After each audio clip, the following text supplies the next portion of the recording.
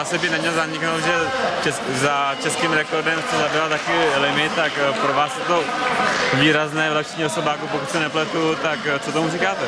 No je to super, už protože vlastně letos jsem se zlepšila o 3 desetiny přesně, takže to je obrovský progres pro mě a jsem šťastná, vlastně tomu pořádně ještě nevěřím. Je to pro vás, pokud se nepletu, taky zároveň první velká taková akce, tak čekala jste to vůbec, nebo přemýšlela jste o to, že byste se mohla tak k tomu limitu přiblížit? Ne, vůbec jsem to nečekala, protože jsme vlastně měli v plánu běžet kolem 42, ale že budeme po 40 a 33 a limit do Švédska, to jsme určitě nečekali. Máte už v tuhle chvíli nějaký ambice, nebo je to ještě tak, jste úplně tak překvapená sama, že ani nevíte, jaký tam budou plány?